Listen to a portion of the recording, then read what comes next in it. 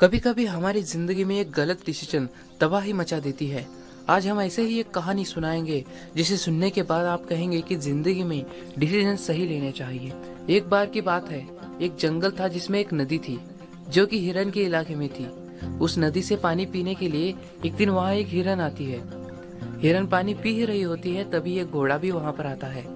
उसे भी प्यास लगी होती है, लेकिन हिरन घोड़े से कहती है कि अरे ओ घोड़े, ये सिर्फ हिरन की नदी है, तुम यहाँ पानी नहीं पी सकते। घोड़ा कहता है कि क्यों, ये नदी तुम्हारे बाप की है।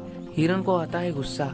ऐसे ही उनकी बहस जारी रहती है। तभी एक शिकारी वहाँ आता है और घोड़े से कहता है कि मुझे इस हिरन का शिकार करना है।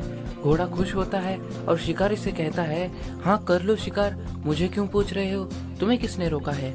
शिकारी बोलता है, हाँ वो तो मुझे भी पता है, लेकिन वह हिरन मेरे तरफ मुंह करके खड़ी है। अगर मैं उस पर तीर चलाऊंगा तो वो चकमा देकर भाग जाएगी और मैं उसका शिकार नहीं कर पाऊंगा। घोड़े को तो बदला लेना ही था क्योंकि वह काफी गुस्से में था। वो मन ही मन सोचकर डिसीजन लेता है और शिकारी को कहता है, शिकारी बाबू तुम मेरे पीठ पर बैठो, मैं बहुत तेज दौड़ता हूँ। दोनों मिलकर उसे पकड़ने के लिए निकल पड़ते हैं। बहुत देर दौड़कर आखिर में शिकार हाथ लग ही जाता है। एक ही तीर में हिरन घायल होकर मर जाती है। घोड़ा और शिकारी दोनों खुश हो जाते हैं क्योंकि घोड़े का बदला पूरा हो जाता है और शिकारी को शिकार मिल जाता है। लेकिन घोड़े की कहानी में तो अब ट्विस्ट आने वाला था। शिकारी घोड़े की खूब तारीफ करता है। घोड़े वहाँ से खुश होते हैं, लेकिन उस तारीफ के पीछे की वजह जानकर आप भी हैरान हो जाएंगे। वो घोड़े की आजादी छीनना चाहता था।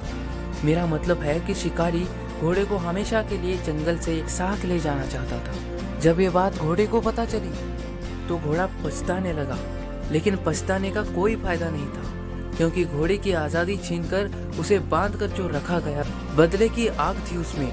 ठीक ऐसे ही हमारे लाइफ में भी हम गुस्से में गलत डिसीजन लेते हैं। मेरा उद्देश्य था कि आप सही डिसीजन लें। अगर आपको सही डिसीजन लेना नहीं आता तो आप क्या कर रहे हैं, जल्दी से कमेंट बॉक्स में जाकर देखो। फर्स्ट कमेंट में एक वीडियो का लिंक जिसमें मैंने बताया है कि लाइफ में सही डिसीजन कैसे लिया जाता है।